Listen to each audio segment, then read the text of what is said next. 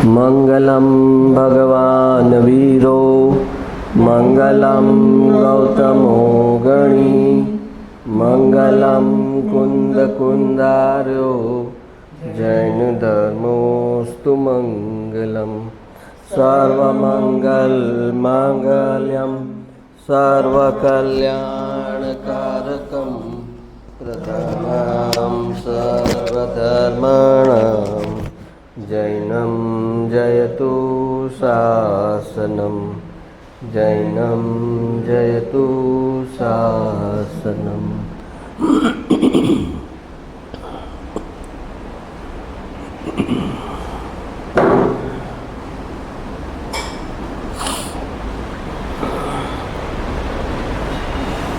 સંસારની જે જન્મ મરણનું ભવભ્રમણ જે ચાલુ છે કન્ટિન્યુઅસ, એમાં ત્રણ ચીજ મહત્ત્વનો ભાગ ભજવે છે. એક તો છે દ્રવ્ય કર્મ, બીજું છે ભાવ કર્મ અને ત્રીજું છે નો કર્મ. આ ત્રણેય મળી અને જે રમત ચાલે છે એ રમતને બરાબર સમજે કે દ્રવ્ય કર્મ શું કરે છે, ભાવ કર્મ શું કરે છે અને નો કર્મ શું કરે છે, અને એમાં એ ત્રણમાંથી મારી સત્તા કોના ઉપર છે એ સમજે તો એને જે બહુબ્રહ્માંડનું નવું નવું કારણ આપતો જાય છે અને નવા નવા કર્મ બને છે એ એનાથી હટી શકે. તો દ્રવ્ય કર્મ જે છે એ તો બહાર જે કારમણ વર્ગણાઓ છે એ બહાર કારમણ વર્ગણાઓ છે જે ભાવ કર્મનું નિમિત્ત પામીને આત્મા તરફ આવે છે. તો એ કારમણ વર્ગણાઓ છે એ કન્ટિન્યુઅસ અહીંયા આખું લોક છે એ કારમણ વર્ગણાથી ભરેલું છે. તો એ કારમણ વર્ગણા એની મેળે આવી નથી જતી. એ કારમણ વર્ગણા તો એમ સમજો કે એ કેમેરાનું કામ કરે છે, કે કેમેરા છે. કેમેરાની જેમ જ દરેક ઓલા સીસીટીવી લાગેલા હોય કોઈ વ્યક્તિ ઉપર કે કોઈના રૂમમાં, એ જેમ એક એક ચીજને મોનિટર કરે એવી રીતે કારમણ વર્ગણા અહીંયા છે જે કેમેરાની જેમ દરેક વ્યક્તિના વિચાર અને ભાવ પર લાગેલી છે. એ કારમણ વર્ગણા એ કેમેરા છે. અને ભાવ કર્મ અંદર જે પોતે મોહ રાગદ્વેષ કરે છે એ જે મોહ રાગદ્વેષ છે એ એણે કેમેરાનું ક્લિક કર્યું. ભાવ કર્મ છે એ ક્લિક છે. જ્યાં સુધી એ ક્લિક ન થાય ત્યાં સુધી કેમેરા કાંઈ કરતો નથી, એ કારમણ વર્ગણા આવતી નથી. એ કેમેરા છે ખાલી. એ કેમેરા જેવું આણે ક્લિક કરશે તો એ આત્મા સાથે એ જોડાઈ જશે. અને એ ક્લિક કર્યા પછી જે ફોટો પડશે અને જે પ્રિન્ટઆઉટ નીકળશે એ નો કર્મ છે. કારમણ વર્ગણા જે છે એ કેમેરાની જેમ છે. ભાવ કર્મના જેવું ક્લિક કરશે એટલે એ પર્ટિક્યુલર કારમણ વર્ગણા કર્મમાં રૂપાંતરિત થશે. કારમણ વર્ગણા તો ન્યુટ્રલ છે, એ તો અહીંયા ભરેલી છે. એક વ્યક્તિ સારો ભાવ કરી રહી છે અને અહીંયા કારમણ વર્ગણા છે, એને સારા કારમણ વર્ગણાના કર્મના પરમાણુ લાગી રહ્યા છે. એ જ સમયે ત્યાં આગળ જ બીજી વ્યક્તિ ખોટો ભાવ, ખરાબ ભાવ કરી રહી છે અને એને એ જ સમયે અલગ પ્રકારના કર્મો લાગશે. તો એ કારમણ વર્ગણા બહાર છે જે એ કેમેરાની જેમ છે, કે કેમેરા છે અને અહીંયા ભાવ કર્મનું જેવું ક્લિક થયું એટલે એનો ફોટો પડશે. એ ફોટો ક્યાં પડશે અને કેવી રીતે આવશે તો કે આ ફોટો પડવામાં વાર લાગે છે. એ ફોટો ત્યાં એની ડુપ્લિકેટ બનીને સચવાઈ જશે. ભાવ કર્મ જેવું કર્યું છે એવા જ પ્રકારનું દ્રવ્ય કર્મની એની બેકઅપ થઈ જશે. એ બેકઅપ પ્લાન જેમ હોય ને એમ અહીંયા આગળ એની ઝેરોક્સ કોપી બની જશે. ભાવ કર્મ જેવું જ દ્રવ્ય કર્મ એની ઝેરોક્સ કોપી બનશે. અને એ કાળક્રમે જ્યારે ઉદયમાં આવશે ત્યારે એનું પ્રિન્ટઆઉટ બહાર આવશે. એ પ્રિન્ટઆઉટ બહાર આવશે એ નો કર્મ છે. કે શરીર કેવું મળ્યું, કેવો સંજોગ થયો, રસ્તામાં ચાલતો હતો ને એને રિક્ષાવાળાએ ટક્કર મારી દીધી, કે બસવાળાએ મારી, કે સાબુના પાણીમાં પડી ગયો, શું થશે? એ જે એરેન્જમેન્ટ જે બહારની છે એ નો કર્મ છે. હવે એ બહારની એ પરિસ્થિતિ સર્જે છે, સંયોગ સર્જે છે, એ નો કર્મ છે. અને એ સંયોગ જે સર્જાય છે તો એ આપણને દ્રવ્ય કર્મ તો ઇનવિઝિબલ છે, એ તો કેવડી ગમ્ય છે. એ તો એટલા બારીક કર્મના પરમાણુ છે કે એ જોઈ નથી શકાતા. પણ નો કર્મમાં જે રૂપાંતરણ થાય છે, સંજોગો જે બદલાય છે, કે આ તબિયત સારી હતી સવારે બપોરે બગડી ગઈ, તો કે ક્યાં ચેન્જીસ થયો ને અહીંયા નો કર્મમાં ચેન્જ થયો. કેમ થયો? તો કે ત્યાં દ્રવ્ય કર્મનો જે ઉદય છે એમાં ચેન્જ થયો છે. તો દ્રવ્ય કર્મ દેખાતું નથી, પણ ભાવ કર્મ અને નો કર્મ ઉપરથી પકડાય છે કે હવે કર્મ બદલાણું. કોઈ દાંતનો દુખાવો હતો અને પછી અચાનક મટી ગયો, તો એ દુખાવો હતો તો સાતાવેદની ત્યાં ઉદયમાં આવ્યું, તો અહીંયા એ દુખાવો મટી ગયો છે. તો અહીંયા જે નો કર્મમાં જે ચેન્જીસ થાય છે એના પરથી ખબર પડે છે કે હવે દ્રવ્ય કર્મમાં શું થઈ રહ્યું છે. તો હવે આપણે ફોટો પડી ગયો હોય તો ફોટા પડી ગયો હોય એમાં કંઈ ચેન્જ થઈ ન શકે. તમે ઓલા ક્લિક કર્યો એ જ સમયે તમારી આંખ બંધ હોય, પછી તમે લાગ કરો, અરે આ જ સમયે ક્યાં આંખ બંધ હતી ને આણે ક્લિક કરી નાખ્યો, મારી આંખ કેમ બંધ આવી ફોટામાં? અરે ભાઈ, આંખ બંધ આવી તો એ બંધ જ આવશે. ક્લિક ક્યારે કર્યું છે અને કઈ ત્યારે તારી શું સ્થિતિ હતી એ ફોટામાં આવી જશે. હવે એને તું નહીં બદલી શકે, એ એમ જ રહેશે. આંખ બંધ છે તો બંધ છે. ચહેરા પર કોઈ ડાઘો હતો અને તારે ભૂસવાનો રહી ગયો હતો તો એ ડાઘો એમાં આવી જશે. તારા શર્ટ ઉપર ડાઘો હતો અને ક્લિક થઈ ગયું તો એ આવી જશે. એ તો જે નો કર્મ છે એ તો બહારનું આખું સ્ટ્રક્ચર બની ગયું, એમાં કાંઈ ચેન્જ ન થઈ શકે. પણ મેજોરિટી માણસ પુરુષાર્થ ક્યાં કરે છે? આ બહારના સંયોગ બદલવામાં પુરુષાર્થ કરે છે. જે નો કર્મ છે અને એના ઉપર એની સત્તા નથી, એ લાખ કરે પણ એ નો કર્મને ન બદલી શકે. એને એમ લાગે છે કે મારા કારણે બદલાણું, ત્યારે પણ એના કારણે નથી બદલાણું. ત્યારે એના બદલવાના પુરુષાર્થની સાથે એવું યોગાનુયોગ થયું છે કે એ દ્રવ્ય કર્મ પણ ત્યાં બદલાણું છે, એટલે ત્યાં નો કર્મ બદલાણું છે. એને એનો જે રાગ હતો બદલવાનો, એનાથી નો કર્મ પર કાંઈ ઇફેક્ટ નથી થતી.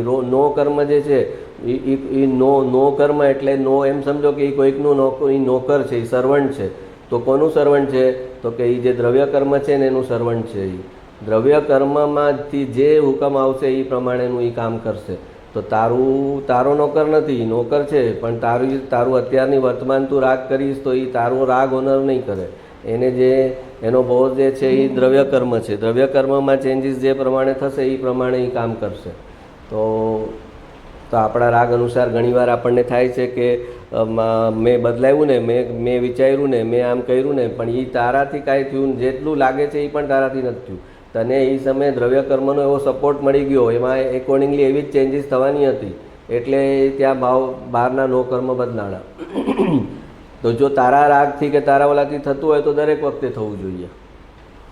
તો એ દરેક વખતે નથી થતું, એનું ચાલતું નથી નો કર્મ ઉપર. નો કર્મ પર એ સચ નથી ચાલતું. જ્યારે ચાલે છે ત્યારે એને ભ્રમણા ઉત્પન્ન થાય છે કે મારું ચાલે છે, અને એ મારું ચાલે છે એમ એને લાગે છે નો કર્મ ઉપર, એ એનું મિથ્યાત્વ છે. કેમ કે ભગવાન જુએ છે કે એણે રાગ કર્યો એટલે એ નો કર્મ બદલી ન શકે. એના દ્રવ્ય કર્મમાં કંઈ ચેન્જ થાય, એ એવું આત્મધ્યાન કરે કે એવો સ્વાધ્યાય સત્સંગ કરે અને એના દ્રવ્ય કર્મમાં જ કંઈ સંક્રમણ કે કંઈ થઈ જાય તો પછી અહીંયા નો કર્મ બદલાઈ શકે. પણ એ ડાયરેક્ટલી નો કર્મને કાંઈ ન કરી શકે. તો આ ત્રણ ચીજ છે કે જે કર્મણ વર્ગણા છે એ કેમેરા છે, ભાવ કર્મ છે એ ક્લિક થાય છે, કન્ટિન્યુઅસ ક્લિકિંગ થઈ રહ્યું છે. તમારા વિચાર, તમારા ભાવ, તમારા આશયથી કેમેરાનું ક્લિકિંગ થઈ રહ્યું છે કન્ટિન્યુઅસ. એ જેવું ક્લિક થાય છે એટલે એ કર્મણ વર્ગણા તમારા ભાવ આશય અનુસારની ઝેરોક્સ કોપી બની જાય છે. તમારું પ્રિન્ટઆઉટ એમાં પડ્યું રહે છે. એ પ્રિન્ટઆઉટ કાળક્રમે જ્યારે બહાર આવે છે ત્યારે નો કર્મ બનીને બહાર આવે છે. તો નો કર્મ ઉપર પોતાનું કાંઈ ચાલતું નથી સમજાઈ ગયું. આ કર્મણ વર્ગણા જે છે એ આવે છે, એને કોઈ બોલાવે નહીં તો આવતી નથી. એને બોલાવે પછી જ આવે છે. એને કોઈ ક્લિક કરે પછી એ કેમેરા કામ કરે છે. એની મેળે કેમેરા પોતે દ્રવ્ય કર્મ ક્લિક નથી કરતું કોઈને. એ પોતે અહીંયા ભાવ કર્મની સ્વિચ કરે છે, ક્લિક કરે છે, ત્યારે એ દ્રવ્ય કર્મ આવે છે. તો હવે આ જે ભાવ કર્મ છે એ પોતાના હાથની સત્તા નીચે છે કે હવે ભાવ કર્મ કરું, એનાથી દ્રવ્ય કર્મ આવ્યા. હવે દ્રવ્ય કર્મ આવ્યા એટલે એકોર્ડિંગલી ભવિષ્યમાં એવા સંજોગો ઊભા થશે, એવા નો કર્મ આવશે. તો હવે કટ ઓફ પોઈન્ટ ક્યાં છે? તો કે કટ ઓફ પોઈન્ટ અહીંયા છે કે તારા ભાવ કર્મ જે છે એને તું બદલાવે તો પછી આખી ચીજ બદલી શકે. તો પછી પ્રિન્ટઆઉટ આવશે, એ નવું આવશે, નવેસરથી આવશે. પણ જે પ્રિન્ટઆઉટ આવી ગયું છે એમાં તું કાંઈ કરવા જઈશ તો કાંઈ જ નહીં થઈ શકે, તારી બધી એનર્જી વેસ્ટ જશે. તો આ ચીજ સમજી લે કે આ દ્રવ્ય કર્મ, ભાવ કર્મ, નો કર્મની સાયકલ ચાલુ છે. અને પોતે કોને જોઈને રાગદ્વેષ કરે છે? નો કર્મ જે છે, સંજોગ જે છે એને જોઈને રાગદ્વેષ કરે છે. પણ એ નો કર્મ સામે જોવાથી નો કર્મ નહીં બદલાય. નો કર્મને બદલવા માટે એ નો કર્મ કહેશે તમે આનો દ્રવ્ય કર્મને કન્સલ્ટ કરો, એને એની સાથે જે કરવી હોય વાટાઘાટ કરો. અને દ્રવ્ય કર્મમાં કહે છે કે તું આત્મામાં લીનતા કર તો મારી અંદર જે ચેન્જ થવાના હશે એ થશે ને એનો બેનિફિટ તને મળશે. બાકી તે પોતે બાંધી દીધું છે એને હું હવે અત્યારે બદલી ન શકું, પણ તારો હવે નવો પુરુષાર્થ કંઈ થાય અને એની સ્થિતિના અનુભાગ એટલા નિકાચિત ન થયેલા હોય તો એમાં સ્થિતિ ઘટી શકે, અનુભાગ ઘટી શકે, એ કાર્ય થઈ શકે. તો આ આખી રમત એને સમજવાની છે. આટલું સમજી લે તો એના ભાવ પરિણામ પર એને સાવધાની આવી જાય કે મેં ક્લિક કર્યું, એક પણ વિચાર અને ભાવ ગયો છે ખોટો કે ખરાબ તો એ તે ક્લિક કર્યું છે અને એ ક્લિક કર્યું છે એ વેસ્ટ નહીં જાય. એક પણ ક્લિક થશે એ વેસ્ટ નહીં જાય. એ એકોર્ડિંગલી એ તત્પર બેઠી છે, તૈયાર બેઠી છે કારમણ વર્ગણાઓ કે કોણ ક્લિક કરે છે ત્યાં મારે જવાનું છે. ક્લિક ન કરે તો નથી પણ જવાનું અને ક્લિક કરે તો છોડવાનું નથી. એ એની અંદર ઇનબિલ્ટ છે. કોઈક જેવા તેવા ભાવ કરે ને કારમણ વર્ગણા એના તરફ ન આવે એવું બને નહીં. કોઈ સારા ભાવ કરે ને કારમણ વર્ગણા એના તરફ ન આવે એવું બને નહીં. એ એનું કામ કરીને જ રહેશે. તો હવે તારા ભાવ પરિણામ પર તારે ત્યાં આગળ સ્વતંત્રતા છે કે તારે ભાવ પરિણામ કેવા કરવા છે. ભાવ પરિણામ ખરાબ કરવા છે તો દુઃખ ભોગવવું પડશે, સારા કરવા છે તો સુખ ભોગવવું પડશે. અને સારા અને ખરાબ બંને ભાવ પરિણામથી ભેદ જ્ઞાન કરી અને સ્વભાવમાં જવું છે તો મોક્ષ આવશે. આ તારી પોતે તારે ડિસાઈડ કરવાનું છે કે શું કરવાનું છે. કે ભાવમાં રચ્યા પચ્યા રહેવું છે તો ખરાબમાંથી સારો આવીશ, તો સારો આવીશ તો દેવગતિમાં જઈશ. તો એ દેવગતિમાં આપણે લાસ્ટ ટાઈમ જોયું કે દેવગતિમાં એટલું દુઃખ છે. હવે દેવગતિનું હજી એક દુઃખ કહેવાનું તો રહી ગયું હતું લાસ્ટ ટાઈમ કે ઇન્દ્ર હોય જે સૌધર્મ ઇન્દ્ર છે તો એનું જે આયુષ્ય છે એ બે સાગરોપમનું એનું આયુષ્ય છે. સૌધર્મ દેવલોકના ઇન્દ્રનું 2 સાગરોપમનું આયુષ્ય છે. 2 સાગરોપમ, 1 સાગરોપમ એટલે 10 કરોડા ક્રોડી પલ્યોપમ. હા, એવું 2 સાગરોપમનું એનું આયુષ્ય છે. અને એની જે ઇન્દ્રાણી હોય એનું આયુષ્ય ખાલી 5 પલ્યોપમનું હોય. હા, એનું આયુષ્ય 5 પલ્યોપમ હોય. એક પલ્યોપમમાં અસંખ્ય અબજ વર્ષ છે. એક પલ્યોપમમાં અસંખ્ય અબજ વર્ષ છે. એવા 5 પલ્યોપમનું આયુષ્ય હોય એનું. પણ ઇન્દ્રનું આયુષ્ય 10 કરોડા ક્રોડી પલ્યોપમનું છે. તો એ લગ્ન કરે જે ઇન્દ્રાણી સાથે, એમ સમજો આપણે આપણા રેફરન્સમાં લઈએ કે એક માણસ છે એનું આયુષ્ય 500 વર્ષનું છે અહીંયા આગળ. અને એ જેને પરણે છે જે સ્ત્રીને એનું આયુષ્ય 50 વર્ષનું છે. અને હવે 25 વર્ષે લગ્ન કર્યા એણે અને એના ઓલીના 50 પૂરા થયા એટલે એનો 25 વર્ષનો કાળ આનો ગયો મેરેજ લાઈફનો, ઓલી ગુજરી જાય ફિક્સ. અચ્છા, ત્યાં પછી સેકન્ડ લગ્ન ઇમિડિયેટલી ઇન્દ્રાણી બીજી આવી જાય. તો હવે એ બી આવે, એ 5 પલ્યોપમવાળી આવે. એટલે કે એ જેવું એને આની સાથે એક મેરેજ કર્યા ઇન્દ્રાણી બહેની, એની સાથે જે એને મેન્ટલ ક્લોઝનેસ જેવી થાય ત્યાં એ ગુજરી જાય. જેવી મેન્ટલ ક્લોઝનેસ થાય ત્યાં ગુજરી જાય. આટલી એક ઇન્દ્રની સામે તો હજારો ઇન્દ્રાણી વહી જાય આખા જીવનમાં એને. તો જેવી એની સાથેની ક્લોઝનેસ થાય ત્યાં વહી જાય એની રસ્તે, એને બીજી રસ્તે. તો એને આપણે ભારે કેટલું પડે તો એક 500 વર્ષનો માણસ હોય અને ઓલી આ સ્ત્રીનું આયુષ્ય 50 વર્ષ છે, હવે એ ગુજરી ગઈ, હવે એણે બીજા લગ્ન કર્યા. તો બીજા લગ્નમાં પાછું સમજો કે એનું 50 વર્ષનું આયુષ્ય છે, એની 25 વર્ષની ઉંમર છે, તો એટલે બીજા 25 વર્ષનું આનું એડ થાય ત્યાં ગુજરી જાય. પછી ત્રીજી આવે, ચોથી આવે, એમ હજારો ઇન્દ્રાણી થઈ જાય એક ઇન્દ્રની સામે. એનો એટલો મોટો ફિગર છે. હું હજારો કહું પણ હજારો નહીં, લાખોમાં હશે એટલો એનો ફિગર છે કે એક ઇન્દ્રને આટલી ઇન્દ્રાણી થઈ જાય એના આયુષ્યમાં. હવે એ આપણને એમ લાગે કે સુખ છે, એ સુખ નથી. એને જે મેન્ટલ ઇમોશનલ એટેચમેન્ટ હોય એ એટેચમેન્ટ જેવી હજી તો એની થાય ત્યાં તો એનું પૂરું થઈ જાય, ત્યાં નવી આવી જાય. તો આ બધા ઓલા કહે ને હિડન કોસ્ટ કહે ને, જે ઓલામાં આમ લાગે કે હા બધું ફ્રી પછી કે આ કન્ડિશન્સ એપ્લાય. તો આ દેવલોકમાં એટલી બધી કન્ડિશન્સ એપ્લાય છે ને કે સામાન્ય પુણ્યથી જે દેવલોકમાં જાય ને એ તો રખડી જ જાય. જે ગણતરીના લોકો છે, ઇન્દ્રને આ દુઃખ છે તો હવે બાકીનાનું શું કરવાનું? ઇન્દ્રને આ દુઃખ છે કે જેટલી ઇન્દ્રાણી હોય એ બધી 5 પલ્યોપમથી વધારે કોઈનું આયુષ્ય ન હોય અને એનું પોતાનું 10 કરોડા ક્રોડી પલ્યોપમનું આયુષ્ય. તો એટલે આપણે જે વાત હતી આ દ્રવ્ય કર્મ ભાવ કર્મ કે સારા સારા ભાવ કરું અને સારા સારા પરમાણુને ખેંચું, તો પણ પરમાણુને ખેંચીને પણ કોઈ સુખી નથી થતું, એનું પોતાનું દુઃખ છે. અને પછી 2 કરોડ પેલું 2 સાગરોપમ પછી એનું પોતાનું આયુષ્ય પૂરું થઈ જશે.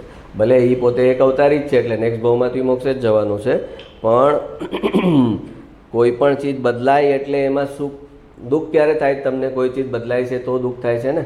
કોઈ ચીજ સ્થિર નથી રહેતી. તમારું ઘર બદલું, પત્ની બદલી, ડિવોર્સ થયા, નવા લગ્ન કર્યા, ગુજરી ગઈને નવા લગ્ન કર્યું, એ પહેલાં તો દુઃખ ભોગવવું પડે છે ને એને. તો જ્યાં ચેન્જ થાય છે ત્યાં દુઃખ છે, અને એને આટલા બધા ચેન્જીસ ભોગવવા પડે. તો કે હવે ભાવ કર્મનું ક્લિક તારે કેવું કરવું છે કે હવે ભાવ કર્મનું ક્લિક જ નથી કરવું. ભાવ કર્મની જે રમત છે, આ દ્રવ્ય કર્મ ભાવ કર્મ અને નો કર્મની રમત છે, એ રમત જ મારે ક્વિટ કરવી છે. તો એ ક્વિટ કરવાનો એક જ રસ્તો છે કે સ્વભાવમાં સ્થિર થાય તો પછી નવા ભાવ કર્મ ઉત્પન્ન ન થાય, અને નવા ભાવ કર્મ ઉત્પન્ન ન થાય એટલે નવા દ્રવ્ય કર્મ ન આવે, અને દ્રવ્ય કર્મ નવા ન આવે એટલે નો કર્મ જે સંયોગ કરવાના છે એ સંયોગો જ ન રહે, અને જે આત્મા સ્વાભાવિક પદાર્થ છે જે સિદ્ધશિલા પર જ જવાવાળો છે એ સિદ્ધશિલા પર પહોંચી જાય. કેમ કે એણે દ્રવ્ય કર્મ નથી એટલે હવે કોઈ સંયોગ ક્રિએટ કરવાના જ નથી એના માટે. તો હવે કોઈ સંયોગ ક્રિએટ કરવાના નથી, ત્યારે પછી આત્મા એના સ્વાભાવિક દશામાં સિદ્ધશિલા પર સ્થિર થાય. તો દ્રવ્ય કર્મને આમંત્રણ ન આપે ત્યાં સુધી આવતા નથી, ને આમંત્રણ આપ્યું તો એ છોડતા નથી, એવું છે. અને એનું ડિટેક્શન બી ઓટોમેટિક થાય. તું માનતો હોય કે મેં તો શુભ ભાવ કર્યો છે, એ તારા પ્રમાણે નહીં થાય, એ શું એનું ઇન્ટરપ્રિટેશન થશે.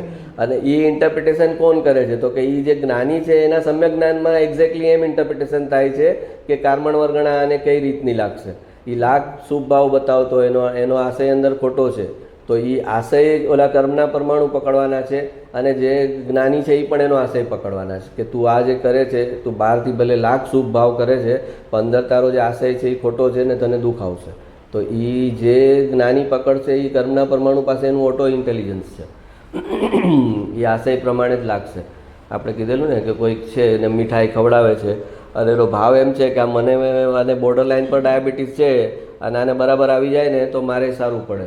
મને ડાયાબિટીસ છે એને ડાયાબિટીસ છે, તો જરા મારી સામે આ સાકરવાળી ચા પીએ છે તો મને ભારે પડે છે, તો આ એને આવી જાય તો આપણે બે સરખા સુગર ફ્રી એલી સાકર વગરની મોડી પીએ તો સારું પડે બેયને, મને કમ નહીં રહે ને મને આમ ઇન્ફિરિયોરિટી ન લાગે કે સારા આને કુદરતે કેવી હેલ્થ આપી છે, આને સાકરનો કાંઈ પ્રોબ્લેમ નહીં, મારે સાકર વગર નહીં પીવાની.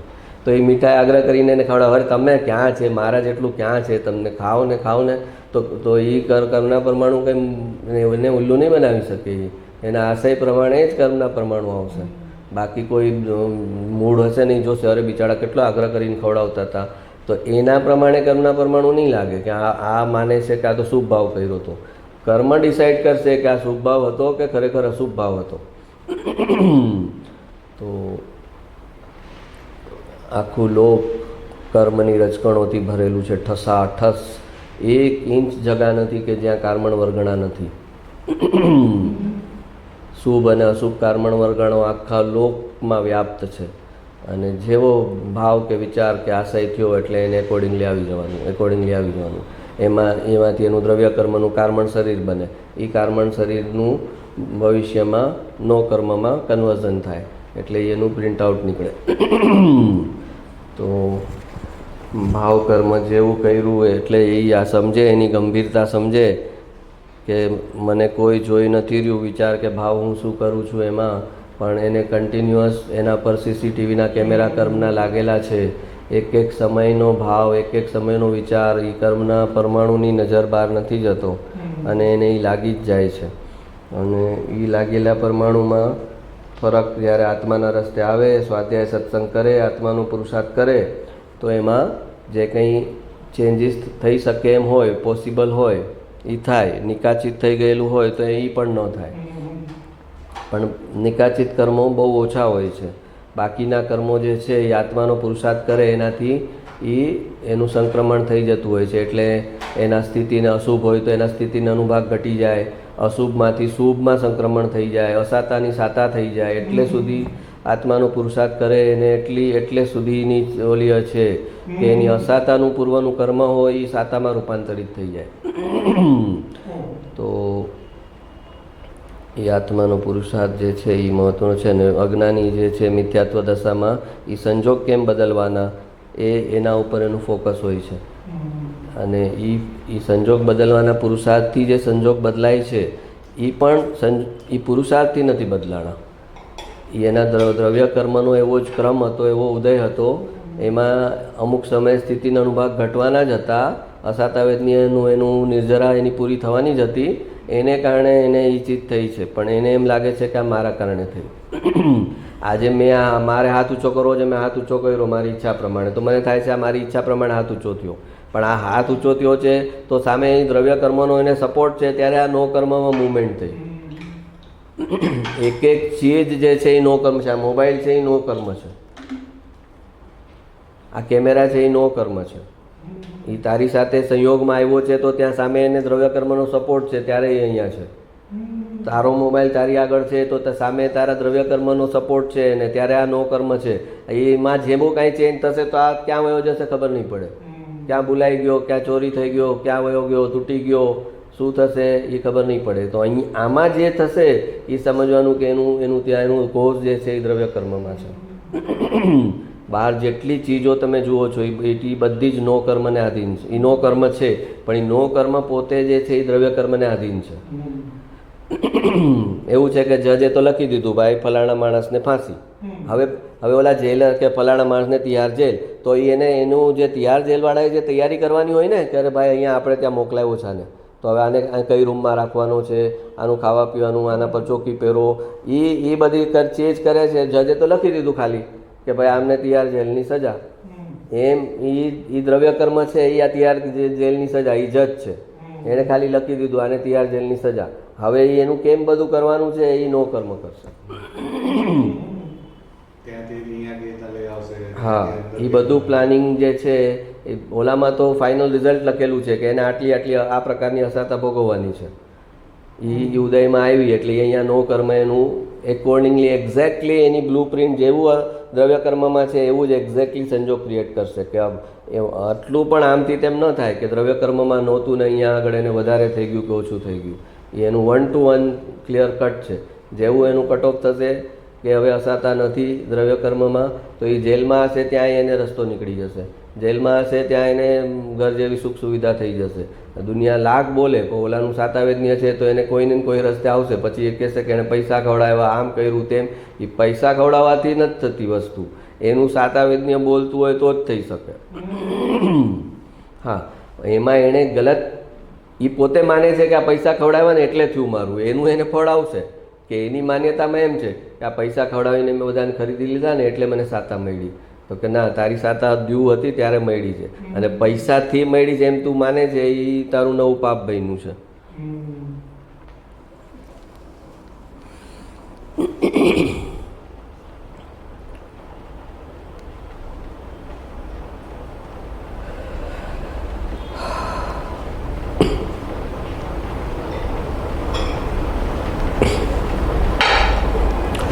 હા, વાક્ય છે સંયોગ સારા થાય તો હું સુખી થાઉં એમ જેણે માન્યું એણે એક્સપાયરી ડેટવાળું સુખ પસંદ કર્યું. કેમ કે દરેક સંયોગ પર એની એક્સપાયરી ડેટ લખેલી હોય છે. તમે સંયોગ સારા થાય એટલે તમે શેના તમારી ડિપેન્ડન્સી તમે શેના પર કરી?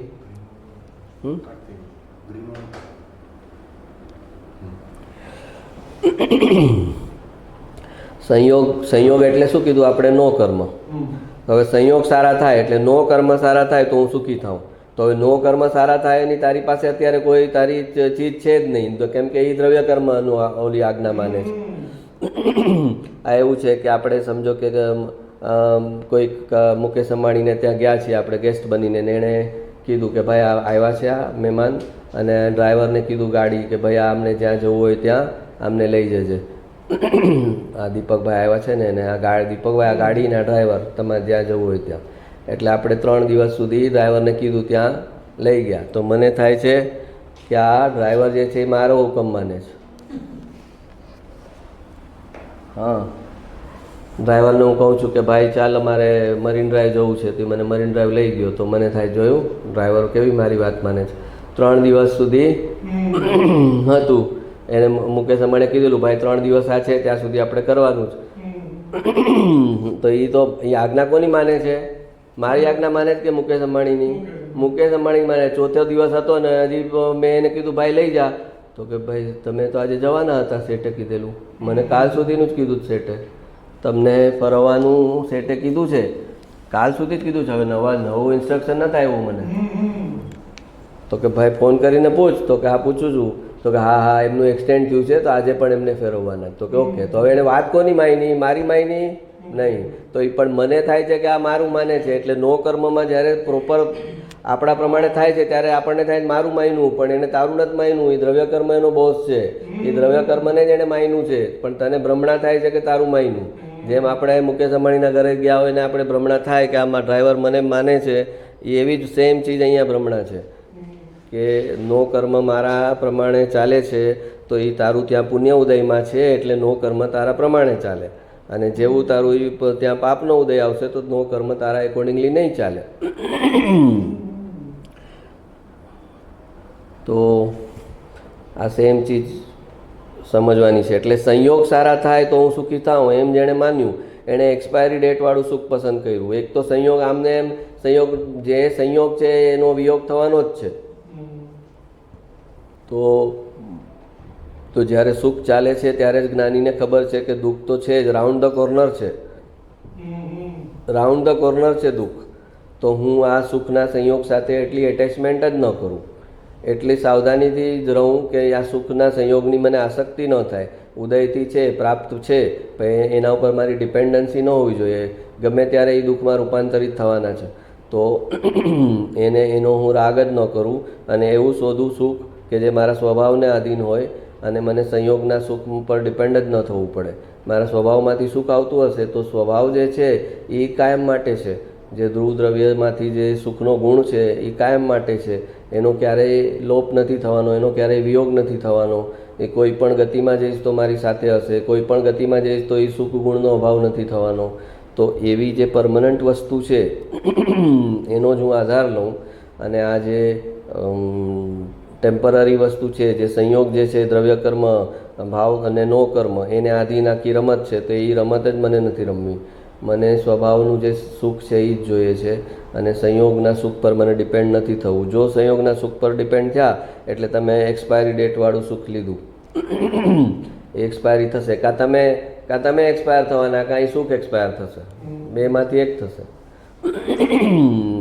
તો હરી ફરીને એને પોતાના સ્વભાવમાં જે સુખ છે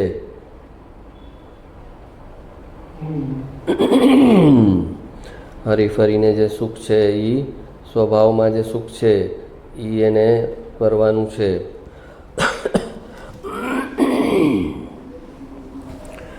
તો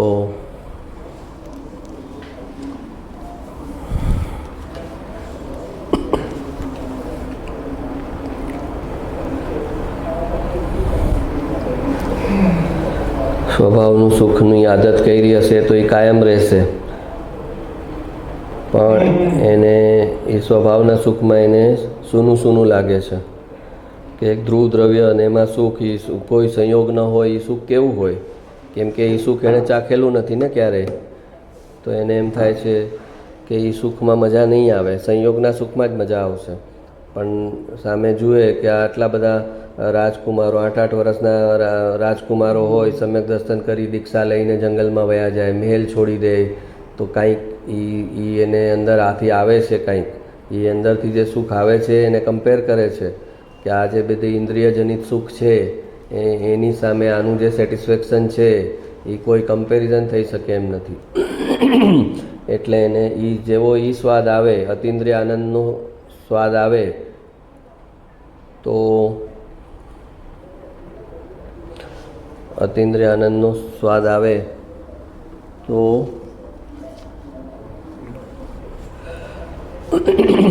તો પછી એને ઇન્દ્રિયજનિત સુખ છે એનો લાલસા ઓછી થઈ જાય. હા, હવે આપણે જે કહે છે કે દ્રવ્ય ઉપર દ્રષ્ટિ કર પણ દ્રષ્ટિ ઉપર દ્રષ્ટિ ન કર, તો એ એક્ઝેક્ટલી કેવી રીતે છે? તો કે આપણે ચશ્મા પહેરીને ટીવી જોતા હોઈએ ત્યારે ચશ્મા જોવા લાગીએ તો ટીવી દેખાવાનું બંધ થઈ જાય. હવે હું અત્યારે આ મોબાઈલમાં વાંચું છું તો વાંચું છું કોના થકી? ચશ્મા થકી. પણ હું ચશ્માનો કાચ ચોખ્ખો છે કે નહીં એમ જો જોવા અહીંયા જ ફોકસ કરું તો અહીંયા હું જોઈ ન શકું. તો જોવાનું થાય છે ચશ્મા થકી, પણ દ્રષ્ટિ ચશ્મા ઉપર નથી. દ્રષ્ટિ તો અહીંયા મોબાઈલનો જે મેસેજ છે ત્યાં હું વાંચું છું અને વંચાય છે ચશ્મા થકી. એવી જ રીતે આત્માનો અનુભવ થાય છે પર્યાયમાં, પણ એ જ સમયે જે પર્યાય જે છે એની દ્રષ્ટિ પોતા ઉપર નથી હોતી, એની દ્રષ્ટિ દ્રવ્ય ઉપર હોય છે. આપણે ચશ્મા પહેરીને ટીવી જોતા હોઈએ ત્યારે ચશ્મા જોવા લાગીએ તો ટીવી દેખાવાનું બંધ થઈ જાય. એ રીતે આપણે પર્યાય થકી દ્રવ્યને જોઈએ છીએ, ત્યારે પર્યાય પર દ્રષ્ટિ કરીએ તો દ્રવ્ય દેખાવાનું બંધ થઈ જાય. પર્યાયમાં દ્રવ્ય દેખાય છે, પણ એ જ સમયે પર્યાયનું જો એ દ્રષ્ટિ કરે તો પછી એનું દ્રવ્યની દ્રષ્ટિ છૂટી જાય અને પર્યાયને જોવાનું અનાદિકાળથી ચાલી આવતું મિથ્યાત્વ ચાલુ થઈ જાય. એટલે કહ્યું કે દ્રવ્ય ઉપર દ્રષ્ટિ કર પણ દ્રષ્ટિ ઉપર દ્રષ્ટિ ન કર.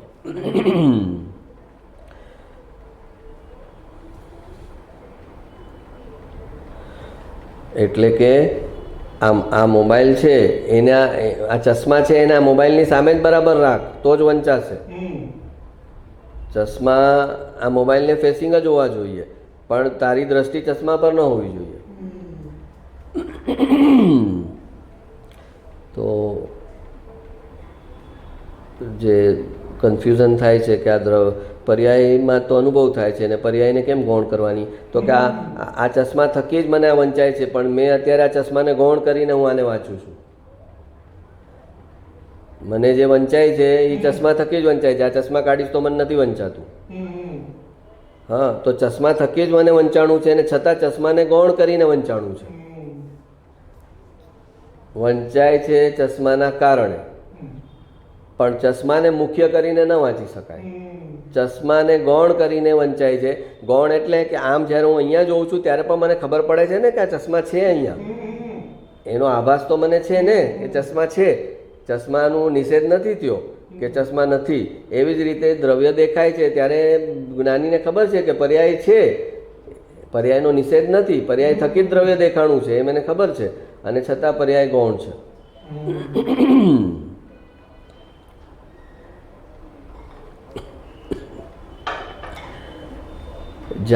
ગુરુદેવને સવાલ પૂછ્યો છે, જાડી બુદ્ધિ હોય તો રાગ અને આત્માનું ભેદ જ્ઞાન કેમ કરી શકે? કે અમારી બુદ્ધિ જાડી છે તો પછી અમે રાગ અને આત્માનું જે ભેદ જ્ઞાન કરવાનું છે, જ્ઞાનનું ને રાગનું ભેદ જ્ઞાન કેમ કરી શકીએ?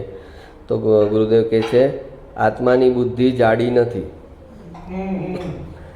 આપણે કહીએ લાગ કે આ જાડી બુદ્ધિનો માણસ છે, એ જાડી બુદ્ધિનો માણસ તો એણે આ એટલા જ્ઞાનાવર્ણ્ય કર્મ બનાવી લીધા છે કે એટલે હવે એની બુદ્ધિ જે કામ નથી કરતી એટલે આપણે કહીએ કે આ જાડી બુદ્ધિનો છે. પણ આત્માની જે બુદ્ધિ છે એ જાડી નથી. આત્માનો રસ ને રુચિ હોય તો બુદ્ધિ આ વિષયમાં કામ કરે છે. સંસારના કામનો રસ હોય છે તો ત્યાં બુદ્ધિ જાડી રહેતી નથી. પોતે જે ફિલ્ડમાં બિઝનેસ કરતો હોય કે લૌકિક પ્રસંગો હોય, પોતાના દીકરા દીકરીના પરણાવવાનું હોય, ત્યાં કેટલું બારીકાઈથી બધી તપાસ કરે છે. ત્યાં તો એનું બધું એકદમ ડિટેલમાં થાય છે એનું એનાલિસિસ કે બરાબર છે કે નહીં. તો કહે છે કે આત્માની બુદ્ધિ જાડી નથી. આત્માનો રસ ને રુચિ હોય તો બુદ્ધિ આ વિષયમાં કામ કરે છે.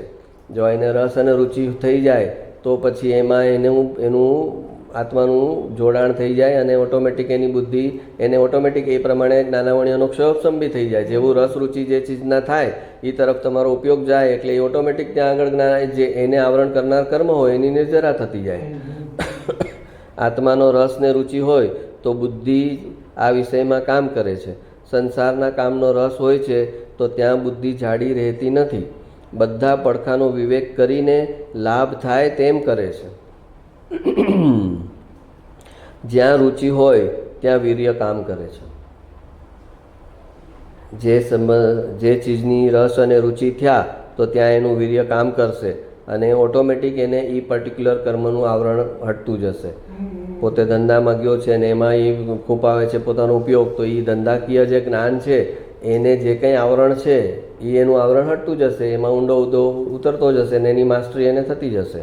તો એવી રીતે આત્મા સમજવા માટે એને લાગે કે આ જરૂરી છે, આ જન્મ મરણનું જે ભવબ્રહ્માંડનું ચક્કર ચાલે છે એને આત્માનું સાચું સ્વરૂપ સમજ્યા વગર હું કોઈ હિસાબે છૂટી નહીં શકું, અને આ કોઈ ઓપ્શનલ સબ્જેક્ટ નથી, આ કમ્પલસરી સબ્જેક્ટ છે એમ એને સમજાય, એની ગંભીરતા સમજાય કે આ સમજવું તો એનો ફાયદો સમજાય, અને ન સમજવું તો એનું જે પનિશમેન્ટ આવવાની છે એ એને સમજાય કે 2000 સાગરોપમ પૂરા થઈ ગયા ત્રસ પર્યાયના, તો પાછું નિગોદમાં જવું પડશે, પાછું કાળક્રમે ક્યારે બહાર આવીશ, એમાં આ મનુષ્યના ભવ ગણતરીના મનુષ્યના ભવ છે, આ પોતાનો કેટલામો મનુષ્યનો ભવ છે એની કોઈ ગેરંટી નથી. પછી આ મનુષ્યના ભવમાં આવે, જૈન કુટુંબ કુળ મળે, સારું શરીર સ્વસ્થ મળે, અને મન બુદ્ધિના બાળકો હોય એ મનુષ્યમાં આવી ગયો છે, આતંકવાદી છે એ મનુષ્યમાં આવી ગયો છે. તો મનુષ્યમાં આવી જવાથી ક્યાં થાય છે, કેટલી અનુકૂળતા હોય સંયોગની, ત્યારે તો એ વિતરાગ વાણી સુધી પહોંચે છે કે વિતરાગ વાણી એના કાન સુધી પહોંચે, પ્લસ એને એ પ્રમાણેનો ક્ષયોપશમ હોય કે એ વાતને સમજી શકે. શરીર હોય સ્વસ્થ, મન હોય સ્વસ્થ, પણ એને ક્ષયોપશમ જ નથી કે મારે તો ઉપરથી જાય છે આ બધી વાત, મારે તો પલ્લે જ નથી પડતી, તો બી એનું કામ નહીં થાય.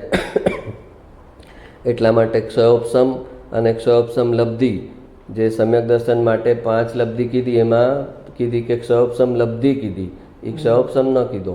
ક્ષયોપશમ તો નિગોદના જીવથી લઈ અને 12મા ગુણસ્થાનના મુનિ સુધી ક્ષયોપશમ જ છે. પણ ક્ષયોપશમ લબ્ધિ ક્યારે કીધી? કે ક્ષયોપશમ લબ્ધિ ત્યારે કીધી કે એવા વિશિષ્ટ પ્રકારનો જ્ઞાનાવર્ણ્ય કર્મનો ક્ષય અને ઉપશમ કે જેનાથી તત્વ વિચાર થઈ શકે.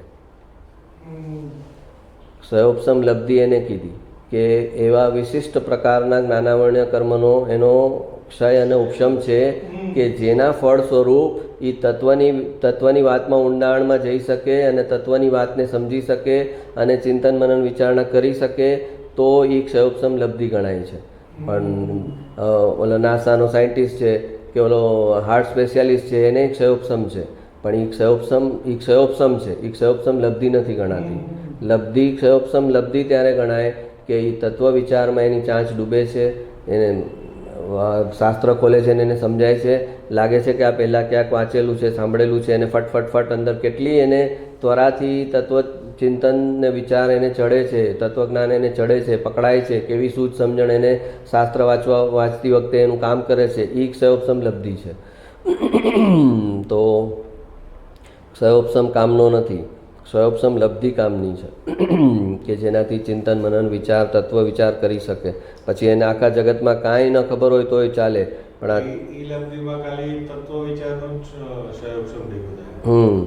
તત્વ વિચાર એ ક્ષયોપશમ લબ્ધિ કહેવાય, જેનાથી તત્વ વિચાર થઈ શકે.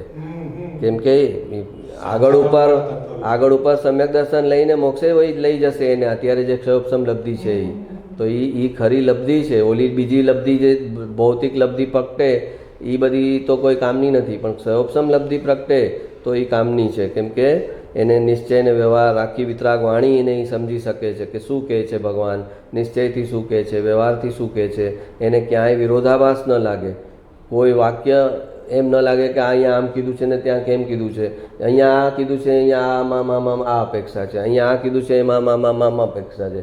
એ જે કામ કરે છે એ ક્ષયોપશમ લબ્ધિ છે. તો જ્યાં રુચિ હોય ત્યાં વીર્ય કામ કરે છે, બુદ્ધિ કામ કરે છે. જો આત્માનો રસ જાગે, રુચિ જાગે તો વીર્ય પણ કામ કરે છે, બુદ્ધિ પણ કામ કરે છે અને ભેદજ્ઞાન પામે છે. આત્માના કાર્ય માટે આત્માની સાચી રુચિની જરૂર છે.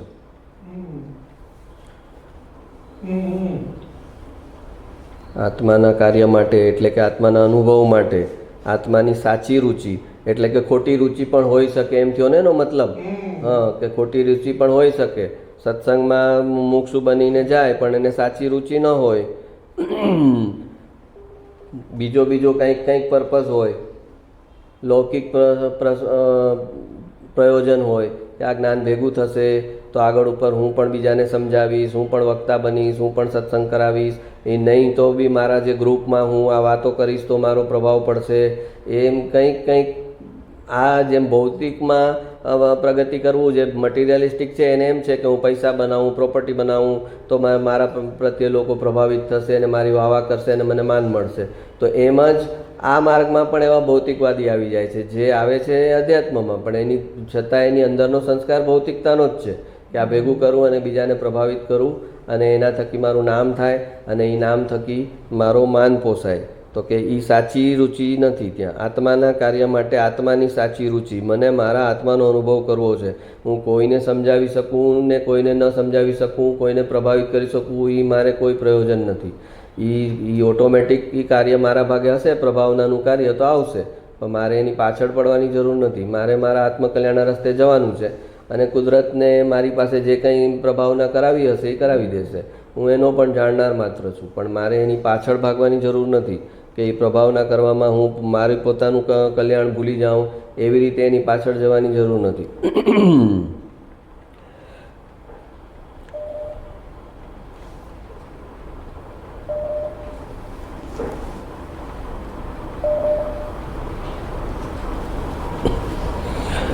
પાત્ર થવું કઠણ છે. વાતું કરતાં શીખી ગયો એટલે હું સમજી ગયો એમ માને તો એમ નથી.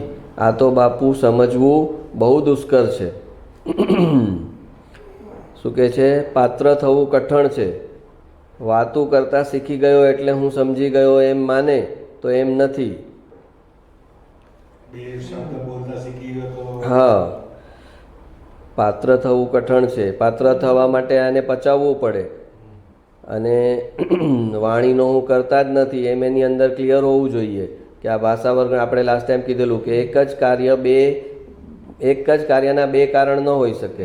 કે જીવ કહેશે કે હું વાણી બોલું છું અને ભાષા વર્ગણાના પરમાણુ કહે કે હું મારા થકી મારી પર્યાય છે.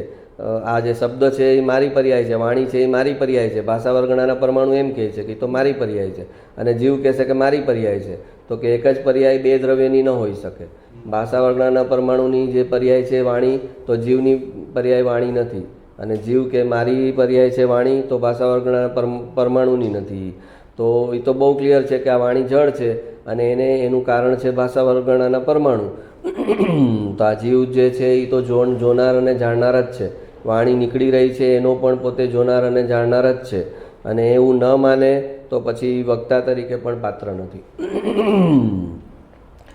પાત્ર થવું કઠણ છે. વાતું કરતાં શીખી ગયો એટલે હું સમજી ગયો એમ માને તો એમ નથી. આ તો બાપુ સમજવું બહુ દુષ્કર છે. કેટલી પાત્રતા, કેટલી સજ્જનતા, કેટલી લાયકાત હોય ત્યારે એ સમજવાને લાયક થાય. સજ્જનતાએ લખી દીધું આમાં કે લૌકિકમાં પણ એના નીતિ નિયમ સજ્જનતાય હોય, એનામાં અનીતિ નીતિના ભેદ હોય. અલા ગુરુદેવ માટે કહેતા ને દુકાન પર એ બેસતા તો બધા ઓલા ગ્રાહક આવીને પૂછે કે ભગત ક્યાં છે? ગુરુદેવ ન હોય તો આવીને એના ભાઈને પૂછે કે ભગત ક્યાં છે? તો કે ભગત 2 દિવસ નથી આવવાના. તો કે વાંધો નહીં, અમે પરમ 2 દિવસ રહીને આવશું, પણ માલ લે નહીં. ગુરુદેવ ન હોય દુકાનમાં તો માલ ન લે. કેમ કે ગુરુદેવ કે હું હોઉં તો એને પાકો ભરોસો હોય કે આ માલની ટોટલ હિસ્ટ્રી મને સાચી કહેશે, એની કોસ્ટ સાચી, આ મને ભાવ સાચો આપશે. એમાં કાંઈ ગડબડ હશે તો એ મને કહી દેશે કે આમાં પ્રોબ્લેમ છે, તમે લઈ જાઓ છો, પણ જો આમ છે, એ બધી સાચી વાત મને કરશે. અને આ બીજા ભાઈ પર એવો ભરોસો નહીં કે એ તો કોઈ વાત છુપાવીને બી મને પહેરાવી દેશે.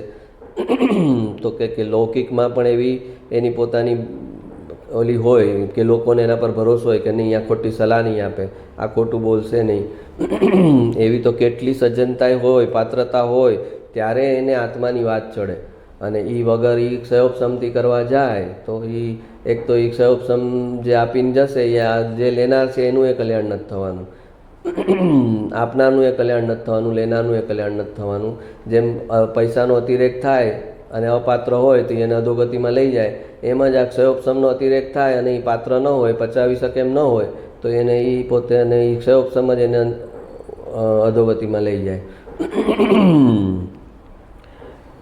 જીવન અને ધર્મ અલગ રાખે તો ન ચાલે. જે ધર્મ છે એ જીવન છે, જીવન છે એ ધર્મ છે, બે અલગ અલગ ન હોઈ શકે. દુકાન પર બેસું ત્યારે હું અલગ થઈ જાઉં કે ભાઈ ધંધામાં તો કરવું પડે ભાઈ, અનીતિ નીતિ તો બધું કરવું પડે, અને પછી સત્સંગ કરાવો અને સાંભળો ત્યારે કે હું અલગ, અને ધંધામાં અલગ, લૌકિકમાં સંબંધોમાં નીતિ નિયમમાં અલગ, વ્યવહાર સેવારમાં બધે ગોટાળા, અને પછી કે હું એ તો વ્યવહારમાં કરવું પડે થોડું, તો કે એ બધું ન ચાલે. કેટલી સજ્જનતા હોય, લાયકાત હોય, પોતે પોતાના ઉપર 500 કેમેરાથી પોતાને જોતો હોય, ત્યારે સામેવાળા પર 5 કેમેરા લગાવ્યા હોય, પોતાના પર 500 લગાવ્યા હોય. સામેવાળાના 5 કેમેરામાં જે આવે એ એમાંના 1 કેમેરાનું એને આપવામાં આવે, એ લઈ ન શકે. અને પોતાના 500 કેમેરા ચાલતો હોય ત્યારે એ સામેવાળાના 1 કેમેરાનું બતાવે કે ભાઈ તારા આ ફોટા બરાબર નથી આવતા, આ માર્ગમાં જે મુમુક્ષુ હોય એના જેવા નથી આ ફોટા તારા.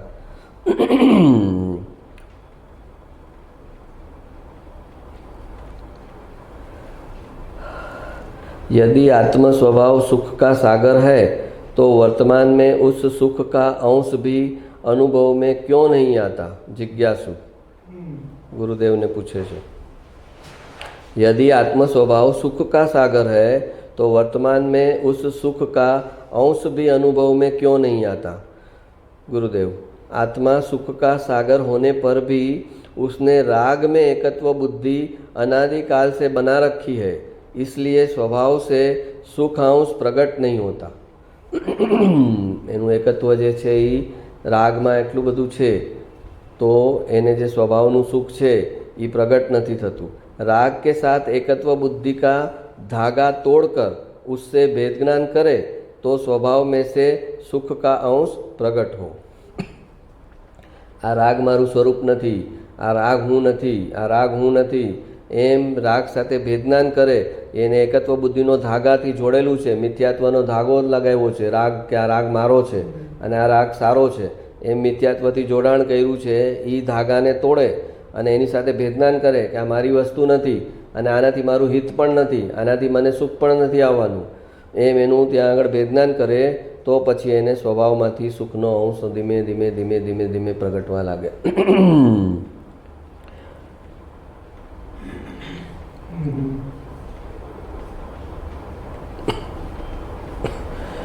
પર્યાય સામે જોવાથી પર્યાયનો મલિન ક્રમ શરૂ થાય છે અને દ્રવ્ય સામે જોવાથી પર્યાયનો નિર્મળ ક્રમ શરૂ થાય છે. હવે આ સિદ્ધાંત છે કે તારે પર્યાયને નિર્મળ કરવી છે તો તારે દ્રવ્યની સામે જોવું પડશે. દ્રવ્યની સામે જોઈશ તો પર્યાયનો નિર્મળ ક્રમ ચાલુ થશે. અને જો તું પર્યાયની સામે જોઈશ તો પર્યાયમાં શું થશે? પર્યાય કાં તો પ્રતિકૂળ છે કાં અનુકૂળ છે. પ્રતિકૂળ છે તો દ્વેષ થશે, અનુકૂળ છે તો રાગ થશે. પ્રતિકૂળ છે પર્યાય એમ નિર્ણય થશે તો થશે આ જલ્દી જાય તો સારું, આ પર્યાય જલ્દી પૂરી થાય. અને અનુકૂળ છે પર્યાય એમ નિર્ણય લીધો જ્ઞાનમાં, મિથ્યાત્વ દશામાં કે આ પર્યાય તો મને અનુકૂળ છે, તો એનો રાગ થશે કે આ જાય જ નહીં, આ પર્યાય આમ જ બનીને રહે. તો મિથ્યાત્વ દશામાં જે જ્ઞેય છે એના 2 પાર્ટ કરે છે, એક અનુકૂળ અને એક પ્રતિકૂળ. જે જ્ઞેય છે એના 2 પાર્ટ કરવામાં આવે. મિથ્યાત્વનો અર્થ એમ છે કે જ્ઞેયના 2 પાર્ટ કર્યા. જ્ઞેય ભગવાન કહે છે જ્ઞેય છે. જ્ઞેય કાદવ જે છે એ પણ મારા માટે જ્ઞેય છે અને કમળ જે છે એ પણ મારા માટે જ્ઞેય છે.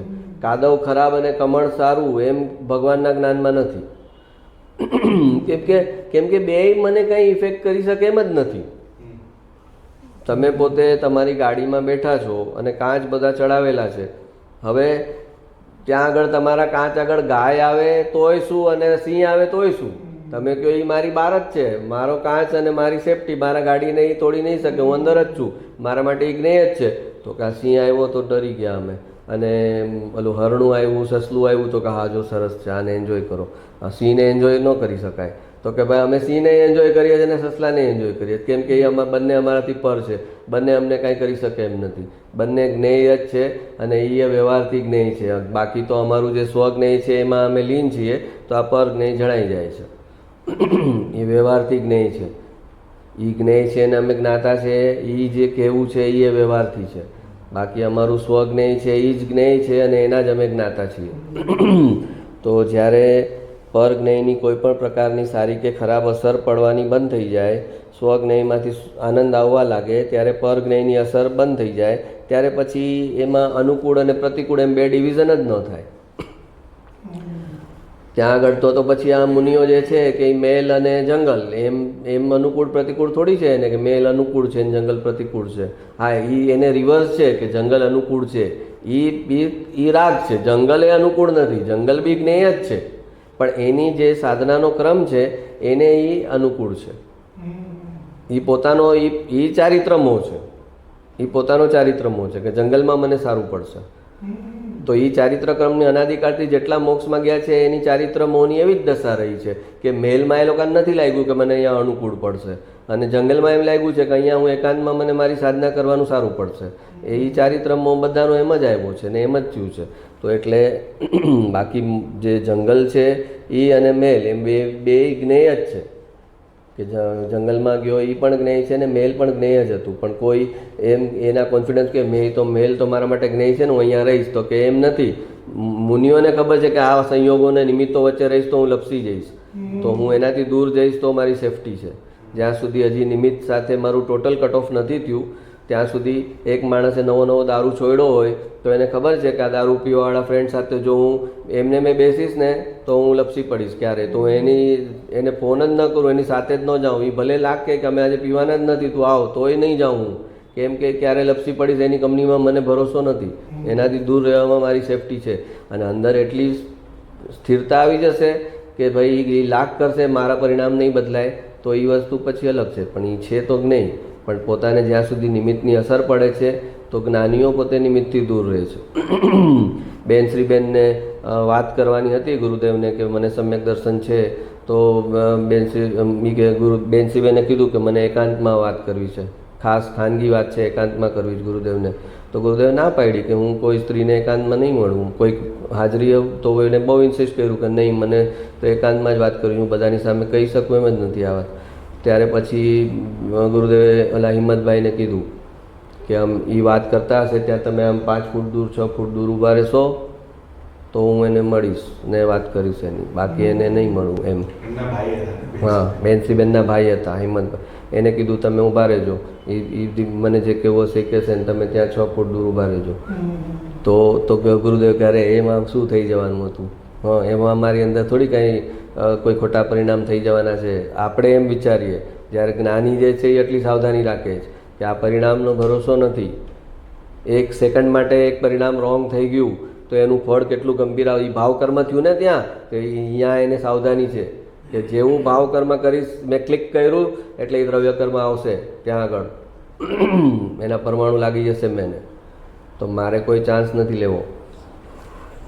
એટલે જે આ જ્ઞાનના રસ્તે જાય એ સાવધાનીમાં નિશ્ચયાભાસી ન થાય. અરે હું તો અપરિણામી છું ને, કોઈ બી પરિણામ સારું થાય કે ખરાબ થાય, હું તો અપરિણામી છું, મારે શું ફિકર કરવાની. પોતે આખી 45 વર્ષ શું શીખવાડ્યું બધાને કે તું અપરિણામી છો, પરિણામ તારા છે જ નહીં, શુભ પરિણામ પણ તારા નથી, અશુભ પરિણામ પણ તારા નથી. તો એ પણ એમ જીવનમાં એપ્લાય કરવાનું હોય ત્યાં એમ થોડી આવે કે હારે પરિણામ મારા નથી ને શું થઈ જવાનું, હું તો અપરિણામી છું. તો કે એ સિદ્ધાંત સમજાવવો અને ચારિત્ર, જીવનમાં ચારિત્ર અને જીવવું એ બે વસ્તુ અલગ છે.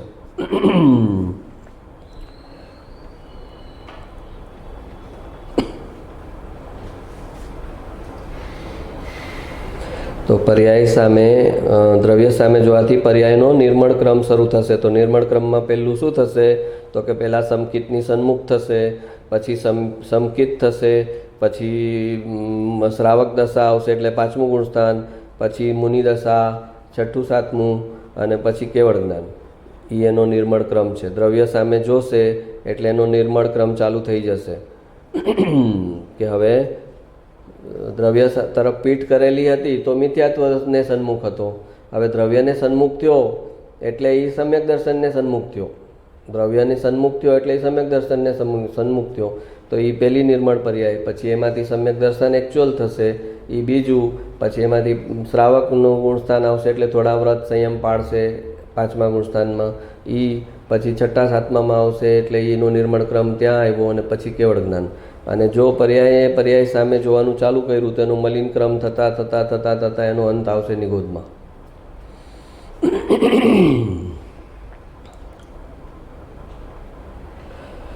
ધ્રુવનું સ્મરણ એટલો લાભ અને ધ્રુવનું વિસ્મરણ એટલી નુકસાની.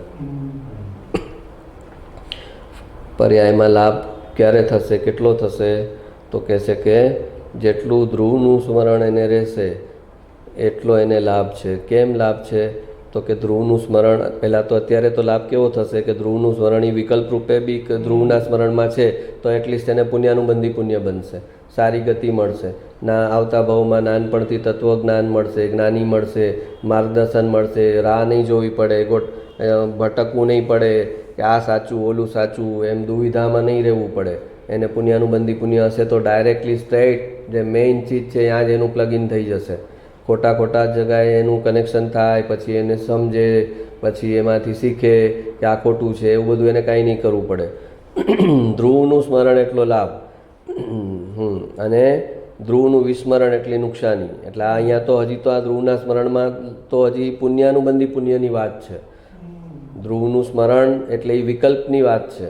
અને પછી ધ્રુવમાં સ્થિરતા કરી કાઢે, ધ્રુવમાં એકાગ્રતા કરી નાખે, લીનતા કરી નાખે તો પછી જેને સંવર નિર્જરાનો લાભ મળશે એ તો અલગ.